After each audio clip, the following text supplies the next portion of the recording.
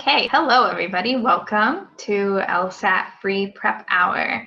My name is Allison Bell, and I will be your instructor tonight. I am joining you from San Francisco, California, where I am an LSAT GMAT instructor for Manhattan Prep, and also an instructor manager. I would love to hear a little bit about where all of you are from and where you're at in your LSAT journey. So I'm going to send you a message in the chat that just says hello, and you should see an orange light blinking, and that will show you where the chat is. And what I'd like for you to do is respond by telling me your name, where are you joining us from tonight, and where are you in your LSAT journey? So for example, are you signed up for a particular test that's coming up soon? Are you just starting out? Is this your first foray into LSAT prep? Are you somewhere in between? Are you enrolled in a course? This is a great place for anyone at any stage to be, but it is helpful for me to get a sense of where everybody is. So I'm going to be quiet for a second and let y'all introduce yourselves in the chat.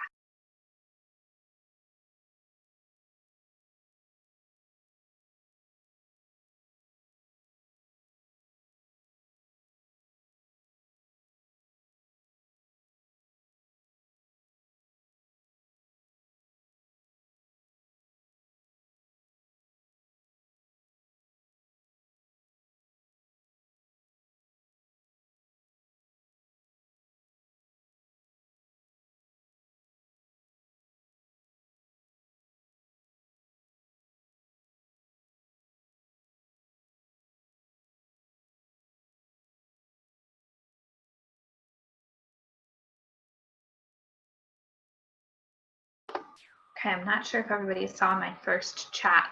So I just chatted again. You should see that orange light blinking now saying hello. If you could take a moment to introduce yourself in that chat window.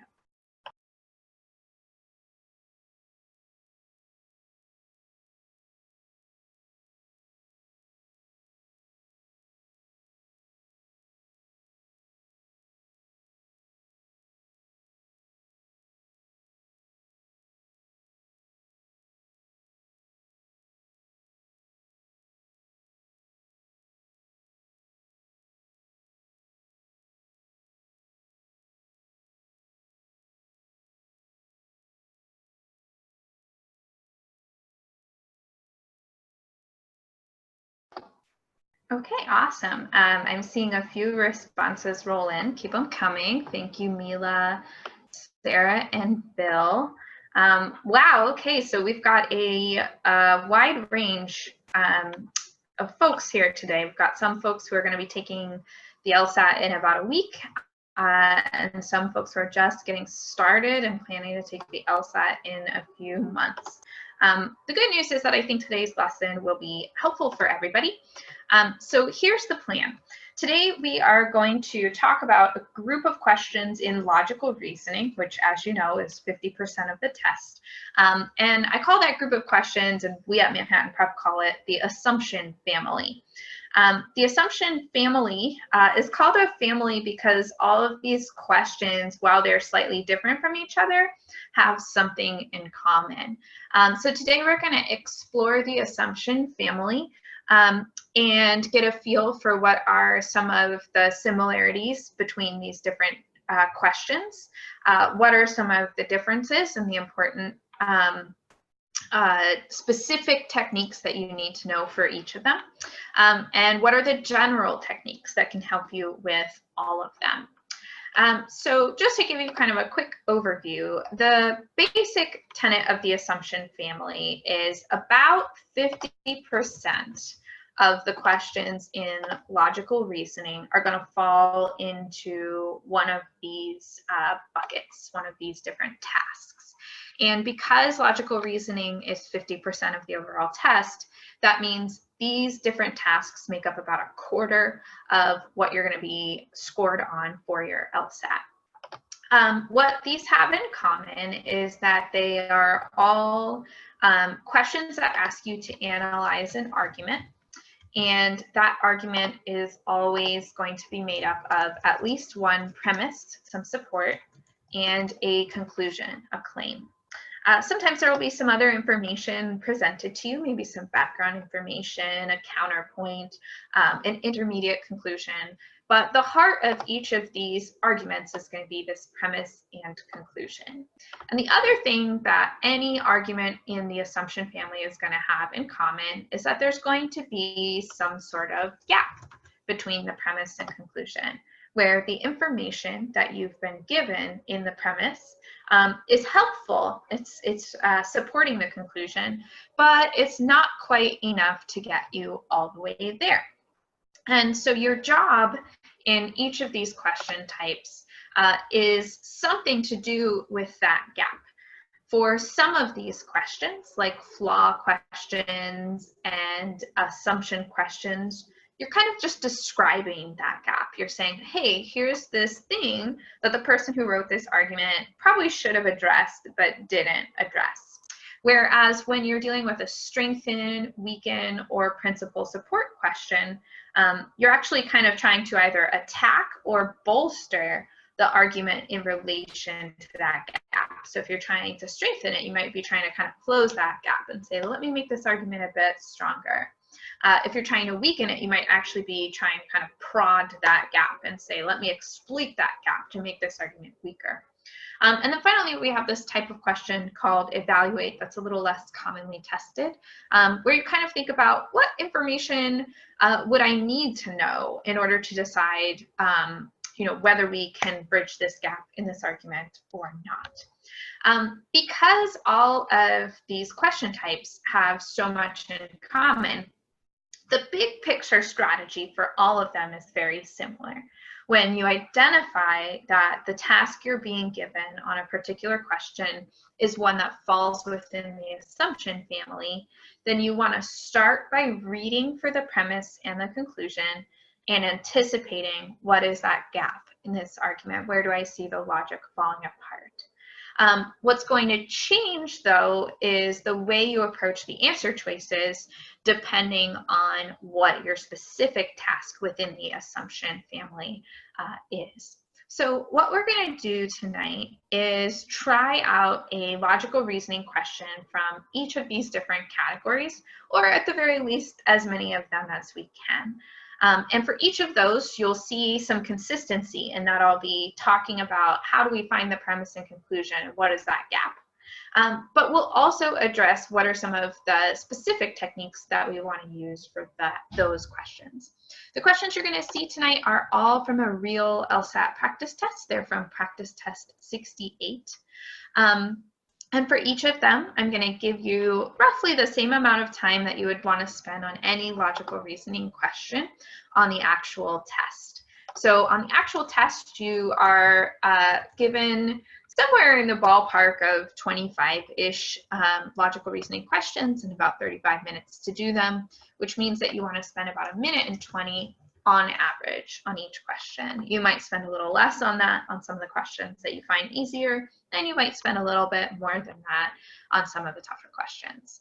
So tonight, as I give you each of these questions, I'll give you about 1.5 minutes.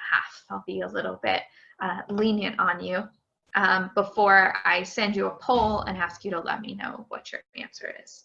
I encourage you throughout the lesson tonight to use the chat tool. So there will be some times where I might ask you a question and I might ask folks to chat in their answers, and I'm counting on your participation.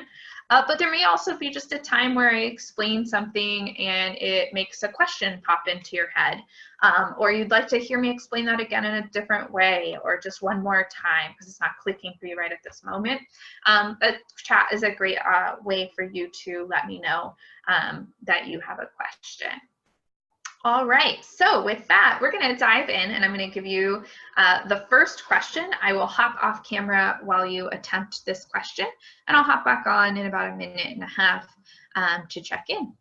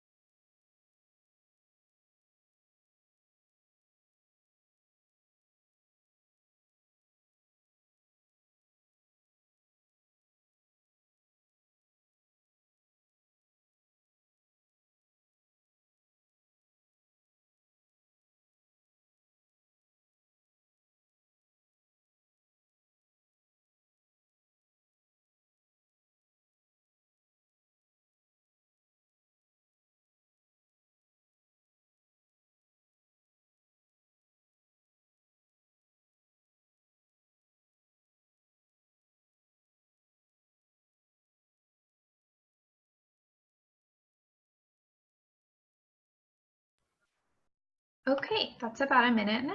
So you're going to see a poll pop up on your screen, and I'm going to ask you to go ahead and choose the answer that you currently would pick if you were on your actual test.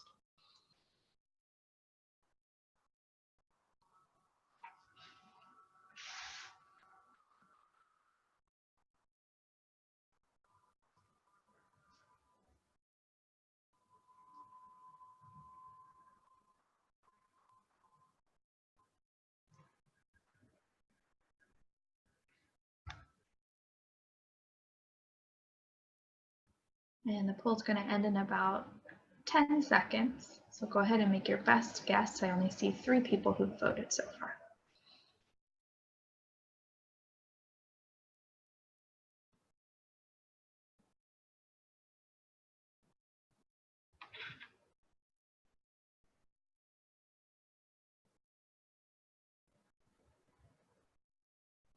Okay, thank you to everyone who voted.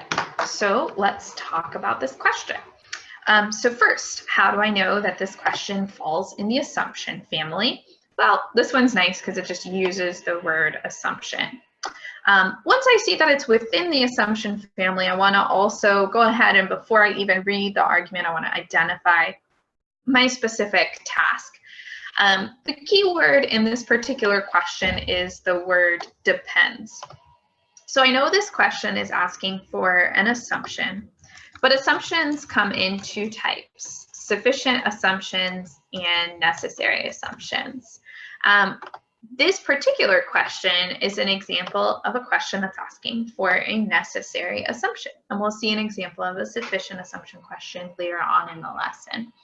So a necessary assumption is something that must be true in order for the conclusion to possibly be true.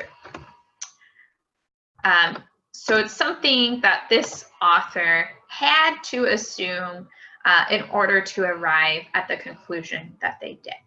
So just like with all assumption questions, I'm going to start by taking a look at this argument and seeking out the premise and the conclusion. So you'll notice kind of an order that I'm going through with all of these questions. First, I identify the question type. Then, knowing that it is an assumption family question, I identify the premise and conclusion, kind of the heart of this argument. So taking a look at this argument, when I'm thinking about the conclusion, I want to look for keywords that indicate conclusions, but more importantly, I want to think, what is this argument supporting? What is the sentence that this argument is kind of leading up to? So I get some introductory information. Okay, we have this study. They're telling us about what this study was like and what the different photographs in the study showed and what the people in the study were being asked to do. And then we're told a little bit about the results of the study. For each photograph, everyone identified the same emotion, and then we get a conclusion based off of that. This shows is a conclusion indicator that suggests the previous thing that they said is helping to support this new thing they're about to say. So this shows that, and then here's our conclusion. People are genetically predisposed to associate certain facial expressions with certain basic emotions. And I also want to get clear on, okay, what's their evidence for that? Well, basically, they've got this whole big study, and in this study, everyone identified the same emotion. And some relevant details about this study might include they had people from widely disparate cultures looking at these photographs, and each photograph had one of the 5 basic human emotions. And those help to support this idea that this was genetically predisposed and not maybe a cultural thing. So as I'm going through actually before I go through my answer choices, the third thing that I want to do is try to anticipate what is the gap in this argument. What do they seem to be assuming or kind of leaving out on their way from the premise to the conclusion. So I'm going to kind of type out the argument over here. We've got this idea that there are widely disparate cultures and they all ID the same emotion. And then we get this conclusion, so they must be genetically predisposed. Abbreviate a little bit there. So here's my argument. One of the things that I look for when I am looking for an assumption is any new language that is introduced in the conclusion that was not present in the premises. So I see here that they start talking about genetics in the conclusion, and that wasn't mentioned in the premises. I also look to see what is there in the premises that was not mentioned in the conclusion. Well, they have this idea of all these people were from widely disparate cultures. So somehow we're getting from this idea that everybody's from a different culture, but they all identified the same emotions, so this must be genetic. So when I'm looking through my answer choices, I'm looking for a couple of things. First of all, an assumption is always going to be something that was unstated by the argument. It's going to be something that is helpful to the argument. And in fact, it's going to be so helpful that for a necessary assumption, the argument truly cannot live without that assumption. So I'm going to go through these answer choices and think about them in that way. Is this something that wasn't stated by the argument that would be helpful to the argument and something that the argument cannot live without? If it's not true, the conclusion will fall apart. So let's check out the answers. Answer choice A says for each photograph, the emotion that subjects agreed was being expressed was the emotion that the person photographed was in fact feeling. So that seems to challenge the study a little bit. It's like, okay, were these people looking at the pictures accurately identifying the emotions that they saw? So I'm going to check to see, is this something that actually helps my conclusion and needs to be true in order for my conclusion to work?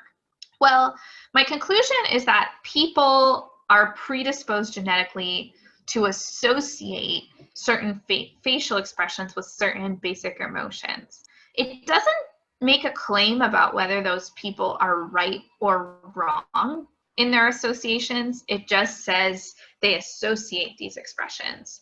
So I can imagine a situation in which all of these people were totally wrong about the emotions that they saw, but it still is something they're genetically predisposed to identify. Like maybe we're all just genetically predisposed to identify the wrong emotions when we see certain facial expressions.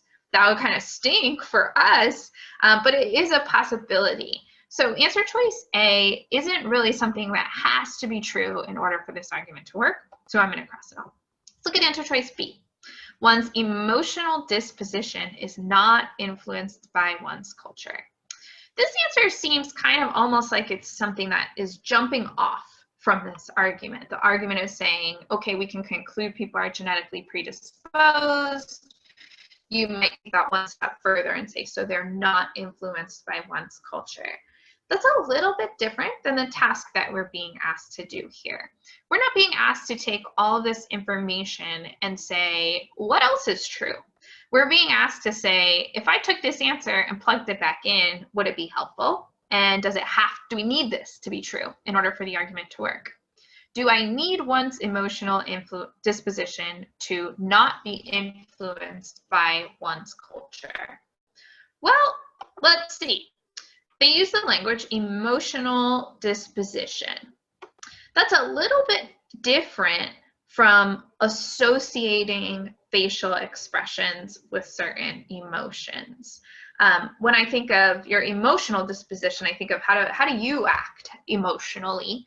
And this argument is suggesting not anything about how these people act emotionally, but just how do they read other people's faces. So I don't think that this is actually relevant to the conclusion we're trying to prove. I'm going to cross it off.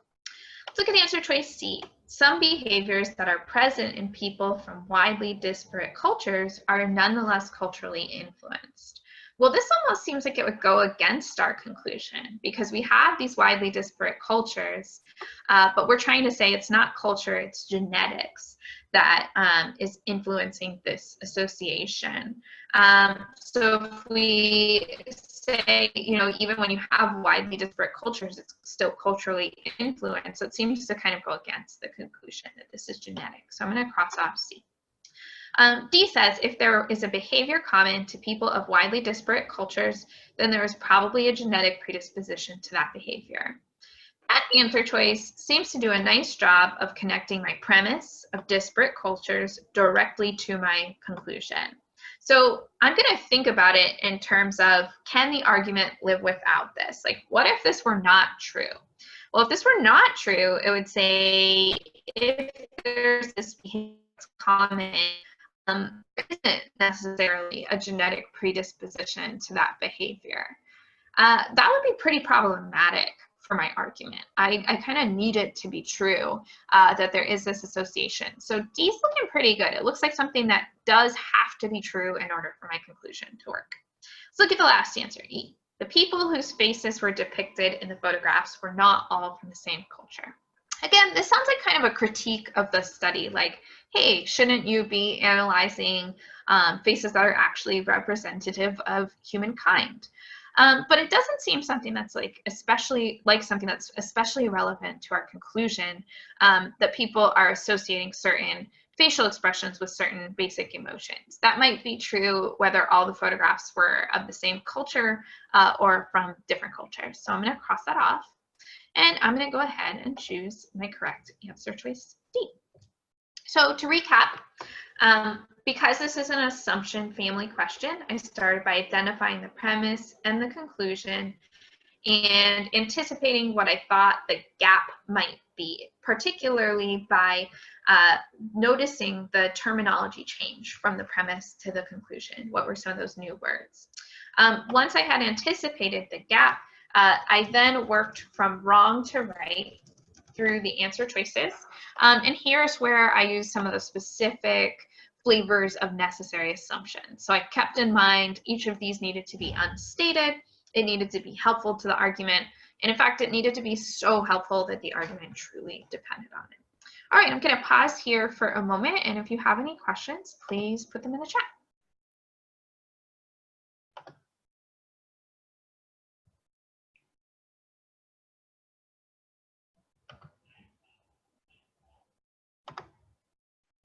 Okay, not seeing any questions. You keep them coming. If something pops up, I will address it. But in the meantime, let's go ahead and move on to our second assumption family question. Same deal. I'll give you about a minute and a half. Oops, sorry, I skipped it. Okay.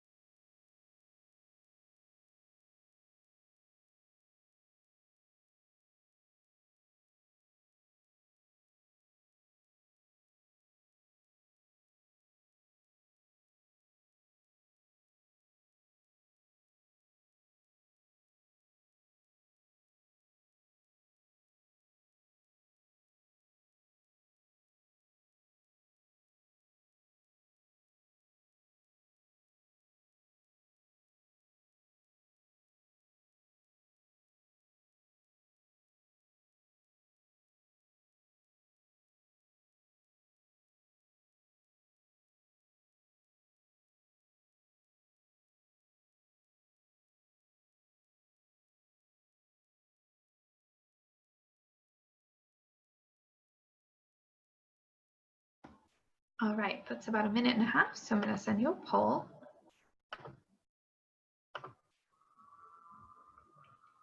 Go ahead and choose your best answer.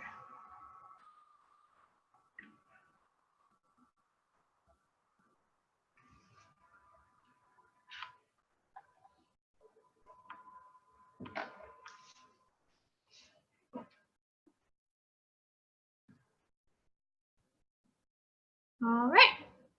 Thank you to everyone who voted, or answered, I should say, because it's not really a voting situation.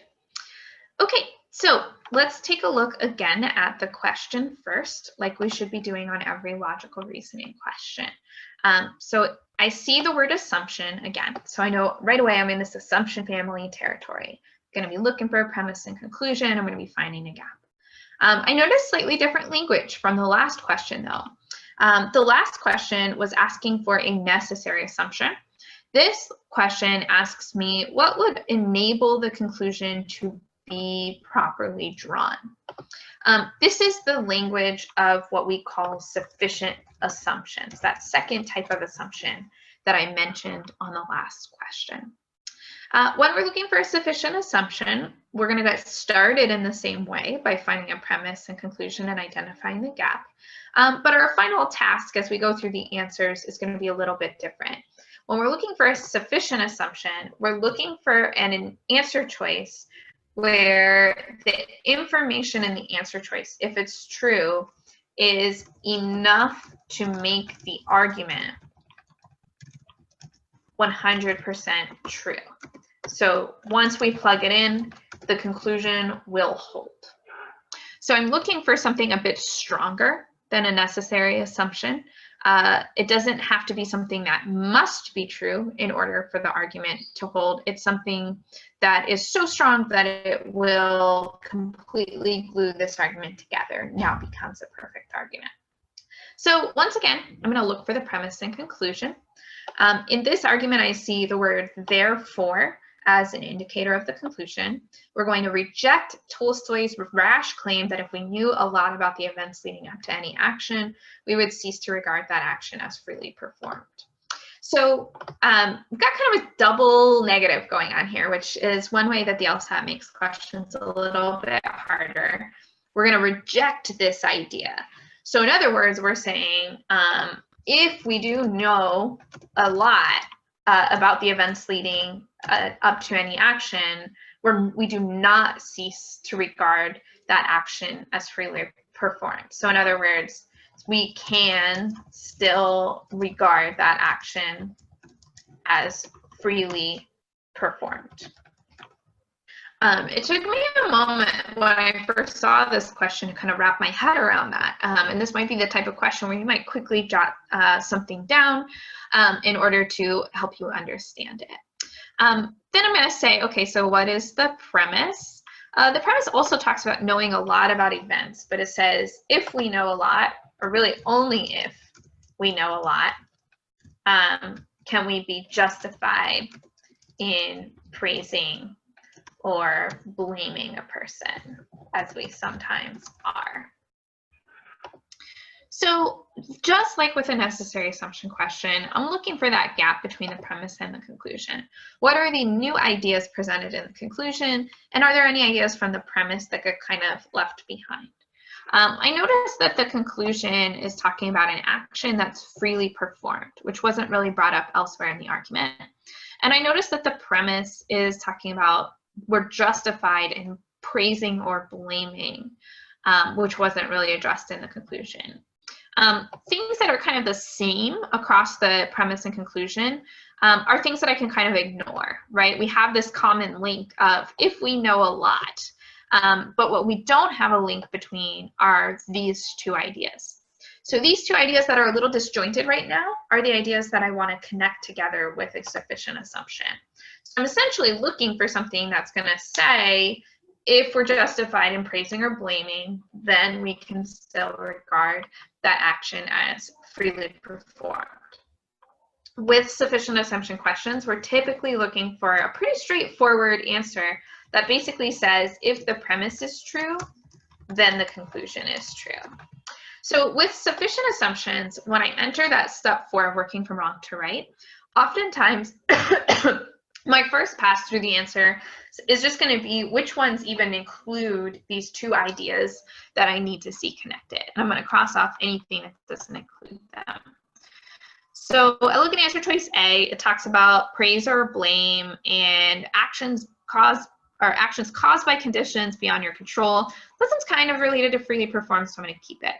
I looked at B, whether an act is one for which the person is genuinely responsible is not determined by how much information others possess. That doesn't say anything about praising or blaming or whether it's freely performed, so I'm going to cross that off.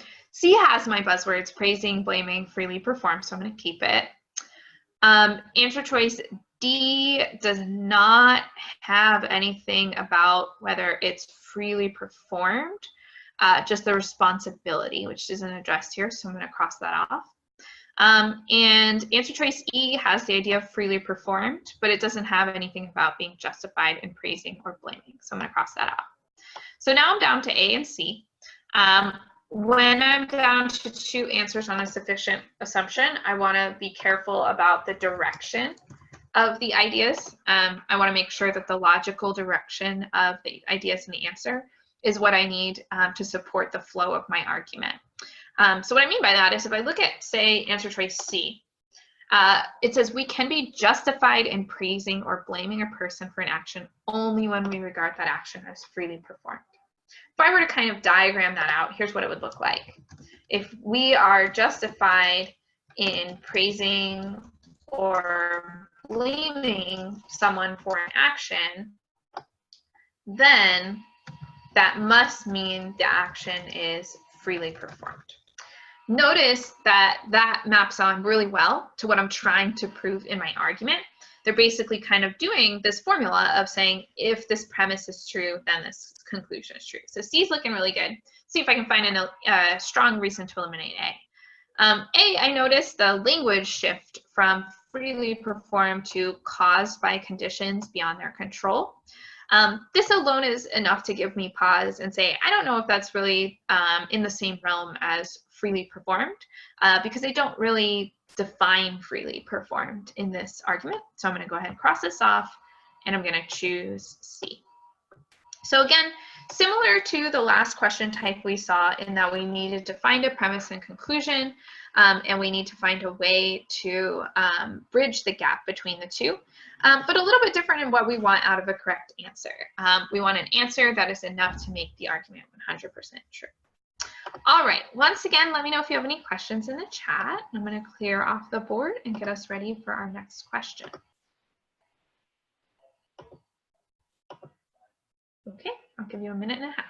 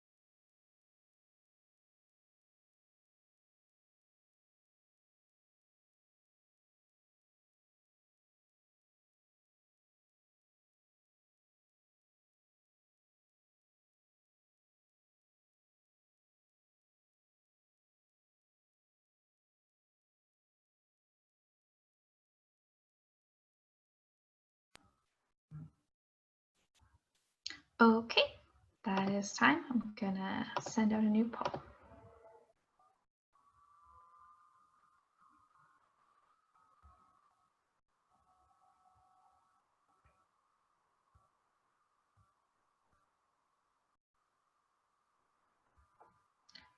All right, thanks everybody. So we've got a new type of question again. When I take that first step of identifying the question type, I see that this type of question is asking me to identify a flaw. So we've got a flaw question type. Similar to our two assumption questions, still in the assumption family. So I still need to find a premise and conclusion. And this time my job is to kind of just describe how the person who wrote this argument left something out, or maybe what they should have added in. So it's just that kind of a very simple twist on identifying an assumption that they made. A flaw really is just an assumption. It's what did you leave out of this argument? What did you assume? So let's take a look at the argument. I'm going to find the conclusion first. It says these marketing campaigns make false claims. I want to be clear on what the claims were, since this seems to be kind of a reference to earlier in the argument. So it says that the claims are these teas containing ginseng. They say, they assert in their marketing that ginseng counteracts the effects of stress. All right, so my conclusion I'm going to type out is it's false that ginseng counteracts the effects of stress. And let's see what support they have. So the reason they say that this is false is that there's no definitive scientific study linking ginseng to relief of stress. So there's no study linking ginseng to stress relief. Okay. So I'm going to think about a potential flaw in this argument. Where do I see a possible gap before moving into the answer choices? Well, one thing that I notice is that they kind of only got negative evidence here. They're saying, like, we don't have any proof that this links ginseng to stress relief, but they're not providing any evidence that, like, it definitely doesn't, or that there's some particular reason that it can't. They're just saying we haven't seen any clear evidence that it does. So it seems like maybe there's some room here that it is possible that ginseng relieves stress, and just kind of nobody's figured it out yet. So that's what I've got in mind as I'm going into my answer choices. Let's take a look. So answer choice A says rejects an argument because of its source without evaluating the argument's logical strength.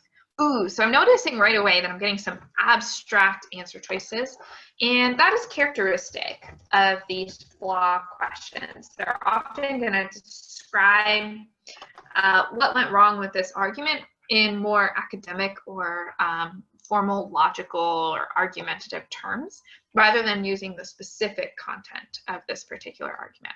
So when I see abstract answers, I have to kind of map them back on to the actual argument to see, is that really a thing that they did? So did it reject an argument because of its source without evaluating the argument's logical strength? I don't really see that happening. They didn't reject this claim because it came from the companies, and they did kind of evaluate the logical strength because they said there's no scientific study. So I'm going to cross that one off. B says concludes a claim as false merely on the grounds that it has not been shown to be true. Well, that looks kind of like what I see here, what I kind of anticipated, that they basically haven't shown that there is a link, so they're kind of assuming that there isn't one. So I'm going to keep that one. Draws an inference on the basis of a sample that is unlikely to be representative. I don't really see much description of a sample here, so I'm going to cross that one off. Fails to address the possibility that many people buy or will drink teas containing ginseng because they enjoy drinking the tea. Okay, so this might provide like a different reason why someone would want the tea besides the stress, but that doesn't necessarily mean that these claims aren't false. It may be that people don't care about the claims, but they might still be false. So I'm going to cross this one out. And E says fails to address the possibility that some other ingredients other than ginseng in the herbal tea containing ginseng counteract the effects of stress. Ooh, this is tempting, because if there's something else in the tea that's counteracting stress, then maybe the tea does what they say it's going to do. So let me look back up again at their claim. They say ginseng counteracts the effects of stress. Ooh, so they're not really saying the tea counteracts the effects of stress, which would make E kind of a strong answer. They're saying specifically the ginseng counteracts the effects of stress. So even if there were other ingredients, they would still be making a false claim. So I'm going to cross off E, and I'm going to select B. So again, a flaw question is really just kind of an assumption question in disguise, sometimes made a little bit more abstract and academic sounding. You want to anticipate what gap you see in the logic and work from wrong to right by mapping these abstract answer choices back onto the argument. All right, any questions? Drop them in the chat. And let's take a look at our next question type. Give you a minute and a half.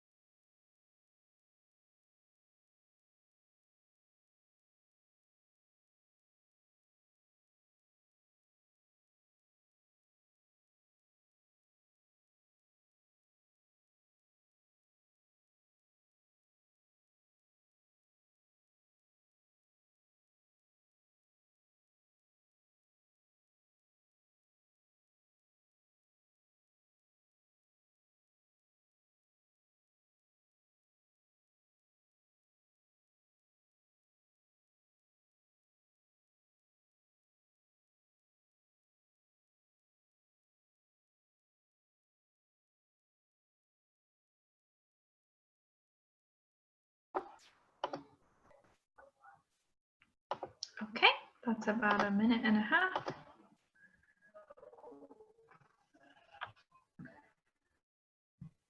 Relaunching the poll. Let me know what you're thinking about this one.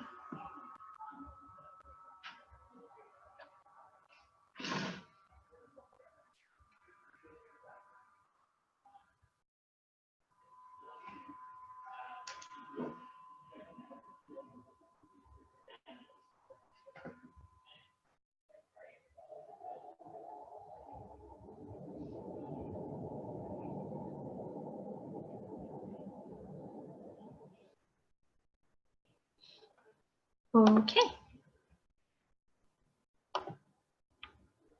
Let's take a look. So again, we've got a new question type within the assumption family. Here we have a weakened question. So this is where we get to be a little bit more active with our answer choices. When we were looking at assumptions and flaw questions, we were just kind of describing what's the problem in this argument, what is the gap. But now we're going to find the gap and we're going to kind of exploit it in order to make this argument worse, less likely to be true. So once again, we're going to find the premise and conclusion. This time my conclusion is pretty clearly marked with a therefore. There's no reason to suppose that laundry detergents advertised as ecologically friendly are less damaging than other laundry detergents. So I'm going to paraphrase this. There's no reason these sort of, I'll put it in quotes, so-called eco-friendly detergents are less damaging than other detergents. Okay, so what's their support for that? Well, it says all laundry detergents contain these surfactants, which can harm aquatic life, and the environmental effects of most ingredients in laundry detergents, including eco-friendly detergents, are unknown. Okay, so they all have something harmful, but these eco-friendly detergents have kind of an unknown effect from the rest of their ingredients. So it's kind of saying, all right, they've all got this bad thing, and then we don't really know anything about the rest of their ingredients. So how can we go about saying that they're actually less damaging? There's just too much that's unknown. So I'm kind of anticipating a gap here. I'm wondering, could we get some new information about the rest of the ingredients? Or maybe we could get something, maybe there's something in this eco-friendly detergent that kind of counteracts the surfactant or makes it less bad in some way. I'm looking for something that will weaken the conclusion, and I'm going to paraphrase that as I'm looking for something that actually does give me a reason these eco-friendly detergents are less damaging. It can be super helpful when you get to strengthen and weaken questions like this to sort of give yourself a specific goal in terms of what am I trying to prove or what am I trying to disprove, so that you know exactly what you're thinking about in terms of, or while you're looking through the answers. Okay, so I'm gonna look at answer choice A, and I'm gonna see, does it give me a reason eco-friendly detergents are less damaging? It says laundry detergents advertised as eco-friendly contain lower amounts of surfactants than other laundry detergents. That does kind of sound like a reason these might be less damaging, so I'm going to keep it. There is no reason to suppose that most of the ingredients in laundry detergents not advertised as ecologically friendly harm the environment significantly. So this is kind of saying like these unknown ingredients in non-eco-friendly detergents are, as far as we know, not that bad. That doesn't really give me a reason to favor eco-friendly detergents, which is what my goal is, so I'm going to cross this off. Different kinds of laundry detergents contain different kinds of surfactants, which differ in the degree to which they potentially harm aquatic life. Interesting, but it doesn't actually specify which detergents contain more and which contain less. And I'm trying to make a direct comparison between eco-friendly detergents and other ones. So I'm going to cross this off. There is reason to suppose that ingredients in laundry detergents other than surfactants harm the environment more than surfactants do. Again, interesting, kind of relevant, but I'm looking to make this comparison about eco-friendly versus other, and D doesn't say how those harmful other ingredients surface in each one compared to the other. So I'm going to cross this off. Laundry detergents advertised as eco-friendly are less effective than other detergents, so that larger amounts must be used. So that is making a comparison, and it is kind of saying, okay, they've got to use more of this. So that seems like it might actually be bad because then maybe they're like maybe they're using more surfactants in total. And I'm actually looking for a reason that they would be good, a reason that they are less damaging. So this is kind of doing the opposite of what I want. So ultimately, I'm going to select answer choice A. A lot of tricky answers here. It's super common on weekend questions for you to see incorrect answers that strengthen your answer choice. And another trend that I see happening in this question is drawing a comparison in its conclusion, and you're going to have a lot of incorrect answers that are relevant but don't compare the things that you need to compare. So they do bring up, environmentally harmful things, but they don't tell you which of these two laundry detergents you should care about. All right, so with weekend questions, again, sometimes it's helpful to paraphrase what you're trying to prove. If I'm trying to weaken this argument, then I'm looking for this and kind of rephrase the conclusion to say, well, what would be sort of the opposite of the conclusion? Let me try to prove that. And be on the lookout for incorrect answers that strengthen or incorrect answers that don't address a relevant comparison. Okay, again, any questions, you can throw them in the chat, and I will move us on to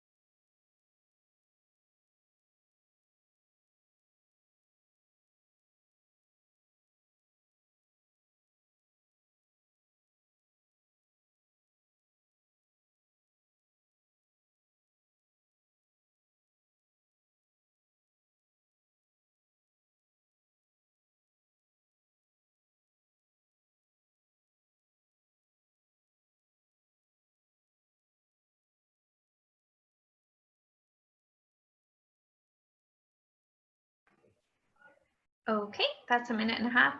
Mila, there just wasn't any sound because everybody was just concentrating on the question for a minute. But if you can't hear me now, please let me know. I'm going to send out a poll for this question.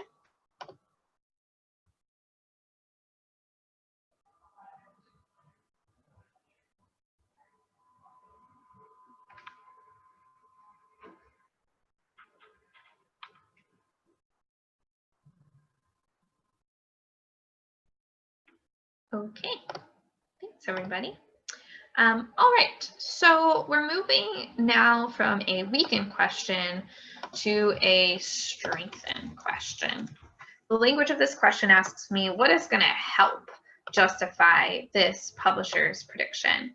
So this time I'm going to look for the gap and I'm going to try to plug that gap. I'm going to actually try to help the argument. So I'm going to look for my conclusion. I see it in this final sentence. The publisher predicts that soon sales of the game will exceed expectations. So sales will exceed expectations. What's the reason for that? Well, the rate of sales now meets expectations and rentals are exceeding expectations. So sales are meeting expectations and rentals are exceeding.